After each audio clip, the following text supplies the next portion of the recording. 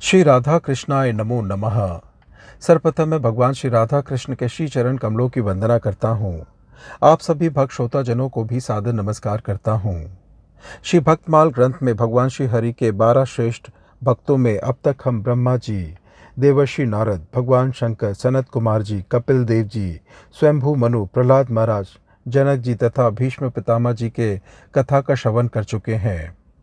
आज के अंतिम भाग में हम बलि महाराज, श्री सुखदेव जी और धर्मराज जी की कथा का श्रवण करेंगे, जो इस ग्रंथ में इस प्रकार से वर्णित है। प्रहलाद जी के पुत्र विरोचन और विरोचन जी के पुत्र लोक विख्यात दान शिरोमणि महाराज बलि हुए। दैत्य कुल में उत्पन्न होने पर भी ये अपने पितामह के समान भगवत भक्त, दानियों में अग्रणी और प्रातस्मरणीय चिरंजीवियों में गिने जाते हैं। इन्होंने अपने पराक्रम से दैत्य, दानव, मनुष्य और देवताओं तक को जीत लिया। ये तीनों लोकों के एकमात्र स्वामी थे। इंद्र स्वर्गलोक के सिंहासन से उतार दिए गए। सर्वत्र महाराज बलि का ही राज्य था। वे बड़े ब्राह्मण, धर्मात्मा और साधु सेवी थे। देवताओं ने भगवान से प्रार्थना की। देवताओं की माता अदिति ने एक घोर व्रत किया। उससे संतुष्ट होकर भगवान ने अदिति को वरदान दिया कि मैं तुम्हारे यहाँ पुत्र रूप में उत्पन्न होऊंगा, तभी मैं तुम्हारे पुत्रों का संकट दूर करूंगा। कालांतर में भगवान ने अदिति के यहाँ अवतार धारण किया। भगवान का यह मंगल विग्रह बहुत छोटा था, इससे आप वामन कहलाए और इंद्र के छोटे भाई होने से आपकी उपेंद्र संज्ञा हुई। सब देवता प्रसन्न हुए कि हमारा गया हुआ ऐश्वर्य फिर प्राप्त होगा। महाराज बलि तीनों लोकों के स्वामी बनकर निश्चिंत हो यज्ञ कर रहे थे। वामन भगवान ब्रह्मचारी का वेश धारण करके महाराज बलि के यज्ञ मंडप में गए। बलि ने वामन ब्रह्मचारी का शास्त्र विधि से पूजन किया। अर्धपाद देकर गोदान के अनंतर महाराज ने कहा, आप सुपात्र ब्रह्मचारी हैं, मैं आपको कुछ देना चाहता हूँ। आपको जो भी अच्छा लगे वह मांग लीजिए। आपके मांगने पर मैं सब कुछ दे सकता हूँ। निसंकोच होकर आप मांगे। मैं यहाँ से कोई ब्राह्मण विमुख होकर नहीं जाता। वामन भगवान बोले, मुझे किसी चीज की आवश्यकता नहीं है। मैं तो आपसे केवल 3 पग पृथ्वी चाहता हूँ, जिस पर मैं बैठ सकूं। अधिक की मुझे में इच्छा नहीं है। बलि ने बहुत समझाया कि कल्प वृक्ष के नीचे आकर भी आप एक दिन का अन्न भी चाहते हैं। मैं त्रिलोकी का स्वामी हूँ, कुछ और मांगिए। राजा के बहुत कहने पर भी वामन भगवान ने कुछ नहीं मांगा। वे 3 पग पृथ्वी पर ही अड़े रहे। अंत में राजा ने कहा, अच्छा दूंगा। इस पर बलि के कुलगुरु भगवान शुक्राचार्य ने उन्हें समझाया कि ये वामन वेशधारी साक्षात भगवान है। 3 पग में तीनों लोकों को नाप लेंगे, तुझे श्रीहीन बना देंगे। ऐसे दान से क्या लाभ? तुम कह दो कि मैं नहीं दूंगा। बलि ने कहा, प्रथम तो किसी बात को कहकर फिर पलट जाना बड़ा पाप है। इसके अतिरिक्त मान लिया ये ब्राह्मण न होकर साक्षात भगवान ही है, तब तो और भी उत्तम है। मैं भगवान की प्रसन्नता के लिए ही यज्ञ कर रहा हूँ। यदि साक्षात भगवान मेरी वस्तु को ग्रहण करने आ गए हैं तो मेरा अहोभाग्य है। जो कह दिया है उसे मैं अवश्य करूँगा। इस पर क्रुद्ध होकर गुरु ने उन्हें शाप दिया, तो भी वे अपने निश्चय से विचलित नहीं हुए। वामन रूपधारी वे भगवान तो ही थे। उन्होंने एक पद में पृथ्वी और दूसरे में स्वर्ग नाप लिया। तीसरे के बदले में बलि को बांध लिया। बलि तनिक भी विचलित नहीं हुए। उनके सैनिक तथा जाति वाले तो क्रुद्ध भी हुए, किंतु बलि ने सबको समझाते हुए भगवान से कहा, ब्राह्मण दातत्व वस्तु का दाता बड़ा होता है, अतः तीसरे पैर में आप मेरे शरीर को ले जाइए। महाराज बलि के ऐसे अपूर्व त्याग को देखकर ब्रह्मादि समस्त देवता वहां आ गए। ब्रह्मा जी ने भगवान से पूछा, भगवान, शुभ कार्य का फल तो शुभ ही होना चाहिए। इसने यज्ञ किया है, दान दिया है, फिर भी यह बांधा क्यों गया? इस पर भगवान ने कहा, ब्राह्मण, जिस पर मैं कृपा करता हूँ उसका पहले तो मैं धन हर लेता हूँ, पीछे चाहे उसे संपूर्ण संपत्ति सौंप दूँ। यह तो मेरी कृपा है। बलि मेरा परम भक्त है, इसकी दुर्गति कभी ना होगी। देवताओं के भी ऐश्वर्य से दुर्लभ मैं इसे पाताल का ऐश्वर्य दूंगा। एक बार इसकी इंद्र बनने की इच्छा हुई थी, उसे पूरा करके मैं इसे अपने धाम में ले जाऊंगा। महाराज बलि के त्याग और धैर्य को देखकर भगवान बड़े प्रसन्न हुए और बोले, राजन, तुम तो चाहो यह वरदान मुझसे मांग लो। बलि ने कहा, भगवान, मुझे सांसारिक वस्तुओं की आवश्यकता नहीं है। मैं तो आपको चाहता हूँ, आप सदा मेरे द्वार पर रहें। यही मेरी इच्छा है। भगवान हंसे और सोचने लगे, हम समझते थे हमने इसे बांधा है, किंतु इसने उल्टे हम ही को बांध लिया। भगवान तो सदा अपने भक्तों की प्रेम रज्जू में बंधे हुए हैं। उन्होंने कहा, आज से मैं सदा तुम्हारे द्वार पर द्वारपाल बनकर रहूंगा। भगवान का आशीर्वाद पाकर बलि प्रसन्नता पूर्वक सूतल लोक में चले गए। गदा पाणी भगवान आज तक उनके दरवाजे पर एक रूप में द्वारपाल बने खड़े हैं। यह है भगवान की भक्त वत्सलता का प्रमाण, भक्तों के सर्व त्याग का सर्वोत्कृष्ट उदाहरण। आगे 12 महाजनों की कथा में श्री सुखदेव जी महाराज की कथा आती है, जो इस प्रकार से है। सुखदेव जी महर्षि वेदव्यास के पुत्र हैं। इनकी उत्पत्ति के संबंध में अनेकों प्रकार की कथाएं मिलती हैं। महर्षि वेदव्यास ने यह संकल्प करके कि पृथ्वी, जल, वायु और आकाश की भांति धैर्यशाली तथा तेजस्वी पुत्र प्राप्त हो, गौरी शंकर की विहारस्थली सुमेरु श्रृंग पर घोर तपस्या की। उनकी तपस्या से प्रसन्न होकर शिवजी ने वैसा ही पुत्र होने का वर दिया। यद्यपि भगवान के अवतार श्री कृष्ण द्वैपायन की इच्छा और दृष्टि मात्र से कई महापुरुषों का जन्म हो सकता था और हुआ है, तथापि अपने ज्ञान तथा सदाचार के धारण करने योग्य संतान उत्पन्न करने के लिए और संसार में किस प्रकार से संतान की सृष्टि करनी चाहिए, यह बात बताने के लिए ही उन्होंने तपस्या की होगी। सुखदेव जी के महिमा का वर्णन करते समय इतना स्मरण हो जाना कि वे वेदव्यास के तपस्या जनित पुत्र हैं, उनके महत्व की असीमता सामने ला देता है। एक दिन वे अरिमंथन कर रहे थे। उसी समय धृताची अप्सरा वहां आ गई। संयोग ही ऐसा था, या यूं कहें कि यही बात होने वाली थी। उनका वीर अरणी में ही गिर पड़ा। उसी से सुखदेव का जन्म हुआ। उनके शरीर से निर्धूम अग्नि की भांति निर्मल ज्योति फैल रही थी। वे उस समय 12 वर्ष के बालक की भांति थे। स्त्री रूप धारण करके गंगा जी वहां आई। बालक को उन्होंने स्नान कराया। आकाश से काला मृगचर्म और दंड आया। गंधर्व, अप्सरा, विद्याधर आदि गाने बजाने और नाचने लगे। देवताओं ने पुष्प वर्षा की। सारा संसार आनंद मग्न हो गया। भगवान शंकर और पार्वती ने स्वयं पधारकर उसी समय उनका उपनयन संस्कार कराया। उसी समय सारे वेद, उपनिषद, इतिहास आदि मूर्तिमान होकर उनकी सेवा में उपस्थित हुए। अब वे ब्रह्मचारी होकर तपस्या करने लगे। उनकी प्रवृत्ति धर्म, अर्थ और काम की ओर ना थी। वे केवल मोक्ष का ही विचार करते रहते थे। उन्होंने एक दिन अपने पिता वेदव्यास के पास आकर बड़ी नम्रता के साथ मोक्ष के संबंध में बहुत सा प्रश्न किया। उत्तर में वेदव्यास ने बड़े ही वैराग्यपूर्ण उपदेश दिए। यथा, हे पुत्र, धर्म का सेवन करो, यम नियम तथा दैवी संपत्ति का आश्रय लो। यह शरीर पानी के बुलबुले के समान है। आज है तो कल नहीं, क्या पता किस समय इसका नाश हो जाए। इसमें आसक्त होकर अपने कर्तव्य को नहीं भूलना चाहिए। दिन बीते जा रहे हैं, क्षण क्षण आयु शीज रही है, एक एक पल की गिनती की जा रही है। तुम्हारे शत्रु सावधान है, तुम्हें नष्ट कर डालने का मौका ढूंढ रहे हैं। अभी अभी इस संसार की ओर से अपना मुंह मोड़ लो। अपने जीवन की गति उस ओर कर दो जहां इनकी पहुंच नहीं है।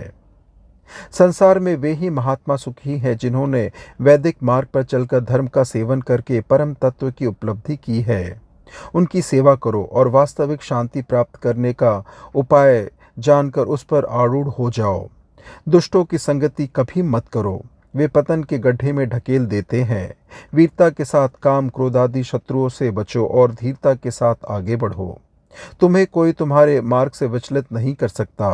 परमात्मा तुम्हारा सहायक है। वह तुम्हारी शुभेच्छा और सच्चाई को जानता है। हे पुत्रो, मैं तुम्हारा अधिकार जानता हूँ। तुम तत्व ज्ञान प्राप्त करने के लिए मिथिला के नरपति जनक के पास जाओ। वे तुम्हारे संदेह को दूर करके स्वरूप बोध करा देंगे। तुम जिज्ञासु हो, बड़ी नम्रता के साथ उनके पास जाना।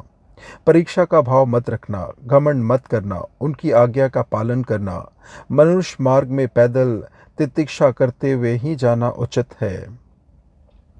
पिता की आज्ञा शिरोधार करके सुखदेव जी महाराज कई वर्ष में अनेकों प्रकार के कष्ट सहन करते हुए मिथिला में जा पहुँचे। द्वारपालों ने इन्हें अंदर जाने से रोक दिया, परंतु उनकी ज्वलमान ज्योति को देखकर और तिरस्कार की दशा में भी पूर्वत प्रसन्न देखकर एक ने उनके पास आकर बड़ी अभ्यर्थना की। वह उन्हें बड़े सत्कार से अंदर ले गया। मंत्री ने उन्हें एक ऐसे स्थान पर ठहरा जहां भोग की अनेकों वस्तुएं थीं। उनकी सेवा में बहुत सी सुंदर स्त्रियां लगा दी, परंतु वे विचलित नहीं हुए। सुख दुख शीत उष्ण में एक से रहने वाले शुक को यह सब देखकर कुछ भी हर्ष शोक नहीं हुआ। ब्रह्म चिंतन में संलग्न रहकर उन्होंने इसी प्रकार वह दिन और रात्रि बिता दी। दूसरे दिन प्रातःकाल जनक के आकर उनकी विधिवत पूजा अर्चा की। कुशल मंगल के पश्चात सुखदेव ने अपने आने का प्रयोजन बतलाया और प्रश्न किया। जनक ने उनके अधिकार की प्रशंसा करके कहा, बिना ज्ञान के मोक्ष नहीं होता और बिना गुरु संबंध के ज्ञान नहीं होता। इस भवसागर को पार करने के लिए गुरु ही कर्णधार है। ज्ञान से ही कृतकृत्या प्राप्त होती है, फिर तो सभी मार्ग स्वयं समाप्त हो जाते हैं। लोक मर्यादा और कर्म मर्यादा का उच्छेद ना हो, इसी के लिए वर्णाश्रम धर्म का सेवन आवश्यक कहा गया है। इनके आश्रय से क्रमश आगे बढ़ते चले तो अंत में पाप पुण्य से परे की गति प्राप्त हो जाती है। अंतकरण की शुद्धि के लिए वर्णाश्रम की बड़ी आवश्यकता है। जिसे ब्रह्मचर्य आश्रम में ही तत्व की उपलब्धि हो जाए, उसे और आश्रमों का कोई प्रयोजन नहीं है। तामसिकता और रजसिकता छोड़कर सात्विकता का आश्रय लेना चाहिए। धीरे धीरे बहिर्मुखता का त्याग करके अंतर्मुखता का संपादन करना ही साधना का सच्चा स्वरूप है। जो पुरुष सब प्राणियों में अपने आत्मा और अपने आत्मा में समस्त प्राणियों का दर्शन करते हैं, वे पाप पुण्य से निर्लिप्त हो जाते हैं। जिसे किसी का भय नहीं है, जो किसी को भय नहीं पहुंचाता, जिसे न राग है न द्वेष है, वही ब्रह्म संपन्न होता है। जब जीव मन वाणी और कर्म से किसी का अनिष्ट नहीं करता, काम क्रोध ईर्ष्या असूया आदि मनोमलों को त्याग देता है, दुख सुख हानि लाभ जीवन मरण शीत उष्ण निंदा स्तुति आदि द्वंद्वों में समान दृष्टि रखने लगता है, तब ब्रह्म संपन्न हो जाता है। सुखदेव, ये सभी बातें तथा अनन्य समस्त सद्गुण तुम में प्रत्यक्ष दिख रहे हैं। मैं जानता हूँ कि तुम्हें समस्त ज्ञान तत्व बातों का ज्ञान है। तुम विश्व के परे पहुँच चुके हो। तुम्हें विज्ञान प्राप्त है। तुम्हारी बुद्धि स्थिर है। तुम ब्रह्म में स्थित हो। तुम स्वयं ब्रह्म हो, और क्या कहूँ। जनक का उपदेश सुनकर सुखदेव को बड़ा आनंद हुआ। उनसे विदा होकर वे हिमालय पर अपने पिता व्यासदेव जी के आश्रम लौट आए। इनकी उत्पत्ति की एक ऐसी कथा भी है कि व्यास की एक वाटिका नाम की पत्नी थी। उन्होंने व्यासदेव की अनुमति से पुत्र प्राप्ति के लिए बड़ी तपस्या की। उससे प्रसन्न होकर भगवान शंकर ने वर दिया कि तुम्हें एक बड़ा तेजस्वी पुत्र प्राप्त होगा। समय पर गर्भ स्थिति हुई, परंतु 12 वर्ष हो गए, प्रसव नहीं हुआ। वह गर्भस्थ शिशु बातचीत भी करता था। इतना ही नहीं, उसने गर्भ में ही वेद उपनिषद दर्शन इतिहास पुराण आदि का सम्यक ज्ञान भी प्राप्त कर लिया। अब व्यासदेव जी ने बालक से बड़ी प्रार्थना की कि गर्भ से बाहर निकल आओ, परंतु उसने यह कहकर गर्भ से बाहर आना अस्वीकार कर दिया कि मैंने अब तक अनेक योनियों में जन्म ग्रहण किया है, बहुत भटक चुका हूँ, अब बाहर ना निकलकर यहीं भजन करने का विचार है। व्यासदेव जी ने कहा, तुम नरक रूप इस गर्भ से बाहर आ जाओ। तुम माया के चक्कर में ना पड़ोगे। योग का आश्रय लो, भगवान का भजन करो। तुम्हारा मुख देखकर मैं भी पितृ ऋण से मुक्त हो जाऊंगा, अन्यथा तुम्हारी माँ मर जाएगी। माँ के मरने की बात सुनकर सुखदेव जी को दया आ गई। उनका कोमल हृदय पिघल गया। उन्होंने कहा, यदि श्री कृष्ण आकर आपकी बातों का समर्थन करे तो मैं निकल सकता हूँ। इसी बहाने उन्होंने जन्म के समय ही अपने पास श्री कृष्ण को बुला लिया। व्यास की प्रार्थना से श्री कृष्ण ने आकर कहा कि गर्भ से निकल आओ। मैं इस बात का साक्षी हूँ कि माया तुम पर प्रभावी नहीं होगी। वे गर्भ से निकल आए। उस समय उनकी अवस्था 12 वर्ष की थी। जनते ही श्री कृष्ण माँ और पिता को नमस्कार करके उन्होंने जंगल की यात्रा की। उनके श्याम वर्ण की सुगठित सुकुमार और सुंदर शरीर को देखकर व्यासदेव जी मोहित हो गए। उन्होंने बड़ी चेष्टा की, बहुत समझाया कि तुम मेरे पास ही रहो, परंतु सुखदेव जी ने एक न मानी। उस समय का पिता पुत्र संवाद स्कंद पुराण की एक अमूल्य वस्तु है। प्रत्येक विरक्त को उसका मनन करना चाहिए। अंततः वे विरक्त होकर चले ही गए। एक अन्य कथा इस प्रकार आती है कि एक समय पार्वती ने जिज्ञासा की कि हे प्रभु, आप मुझे श्री कृष्ण संबंधी कथा सुनाएं, क्योंकि आप उन्हीं का स्मरण चिंतन निरंतर किया करते हैं। महादेव ने कहा, बड़ी गोपनीय बात है, देख लो, कोई दूसरा तो नहीं। पार्वती ने देखकर कह दिया, यहाँ कोई दूसरा नहीं है। वहाँ एक तोते का सड़ा हुआ अंडा अवश्य पड़ा था, परंतु वह मर गया था। इससे पार्वती ने उसकी चर्चा ही नहीं की। महादेव ने कहा, अच्छा, हुंकारी भरती जाना। वे कहने लगे। दशम स्कंद तक तो वे सुनती गई और स्वीकारोक्ति ओम का उच्चारण भी करती गई, परंतु अंत में उन्हें नींद आ गई। अब तक वह तोते का अंडा भगवत कथामृत का पान करके जीवित हो उठा था। पार्वती को निद्रित देखकर उसने हुंकारी भरनी शुरू की। अंत में जब पार्वती की नींद का पता चला, तब महादेव ने उस शुक का पीछा किया। वह भागकर व्यासदेव के आश्रम पर आया, उनके मुख में घुस गया। महादेव के लौटने पर फिर यही शुक व्यासदेव जी के अयोनिज पुत्र के रूप में प्रकट हुआ। इस प्रकार अनेकों कथाएं आती है। ये सभी सत्य है, स्वयं व्यासदेव जी की लिखी है और कल्प भेद से संभव भी है। उनका जीवन विरक्तिमय था। वे निर्गुण में पूर्णता परिनिष्ठित थे। व्यासदेव जी से अलग ही विचरते रहते थे। गाँव में केवल गौ दुहने के समय जाते और उतने ही समय तक वहाँ रहते। अपने को सर्वदा गुप्त रखते। व्यास जी की इच्छा थी कि ये मेरे पास आते और मेरे जीवन की परम निधि भगवत संहिता का अध्ययन करते, परंतु वे मिलते ही ना थे। व्यासदेव जी ने भागवत का एक अत्युत्तम श्लोक अपने विद्यार्थियों को रटा दिया था। वे उसका गायन करते हुए जंगलों में समिधा लाने जाया करते थे। एक दिन उसे सुखदेव जी ने सुना। श्री कृष्ण की लीला ने उन्हें खींच ही लिया। वे निर्गुण निष्ठ होने पर भी भगवान के गुणों में रम गए। उन्होंने 18,000 श्लोकों का अध्ययन किया। अब वे मन ही मन उन्हें गुनगुनाते हुए विचरने लगे। इसी परम संहिता का सप्ताह उन्होंने महाराज परीक्षित को सुनाया था। इस भागवत वक्ता परम भागवत सुखदेव के पास प्राय बड़े बड़े ऋषि आया करते थे। नारदीय पुराण में सनत कुमार के और महाभारत में नारद के आने की चर्चा आई है। उनके आने पर सुखदेव जी बड़े प्रेम से उनकी पूजा करते और उनसे प्रश्न करके तत्व की बात सुनते। एक बार इंद्र ने उनकी तपस्या और त्याग देकर रंभा आदि अप्सराओं को विघ्न करने के लिए भेजा। उस समय सुखदेव जी इस प्रकार समिधा मग्न हो गए कि उन्हें पता ही न चला कि यहाँ अप्सरा वसंत काम आदि विघ्न करने आए हैं। बहुत समय बाद समिधा खुलने पर रंभा ने बड़ी चेष्टा की, बहुत फुसलाए, परंतु वे विचलित ना हुए। वह लज्जा कर चली गई। स्थूल शरीर के कारण होने वाले विक्षेपों का विचार करके उन्होंने ब्रह्म होकर ही रहने का निश्चय किया। उस समय त्रिलोकी के सभी प्राणियों ने उनकी पूजा की। व्यासदेव पुत्र का यह विचार सुनकर शोकाकुल हो उनके पीछे पीछे दौड़े। सुखदेव ने पहले ही आज्ञा कर रखी थी, इसलिए वृक्षों ने व्यासदेव को समझाने की बहुत कुछ चेष्टा की, पर वे आगे बढ़ते ही गए। एक सरोवर में कुछ अप्सराएं स्नान कर रही थी। वे सुखदेव के सामने ज्यों की त्यों खड़ी रही, किंतु व्यासदेव जी को देखकर वस्त्र पहनने लगी। इस पर व्यासदेव जी ने पूछा कि सुखदेव को देखकर तो तुम स्नान करती ही रह गई, मुझे देखकर क्यों निकल आई? अप्सराओं ने बताया कि अभी तुम्हारी दृष्टि में स्त्री पुरुष का भेद है, परंतु तुम्हारे पुत्र सुखदेव जी को नहीं है। यह सुनकर व्यासदेव जी पुत्र की महिमा से प्रसन्न और अपनी कमजोरी से लज्जित हो गए।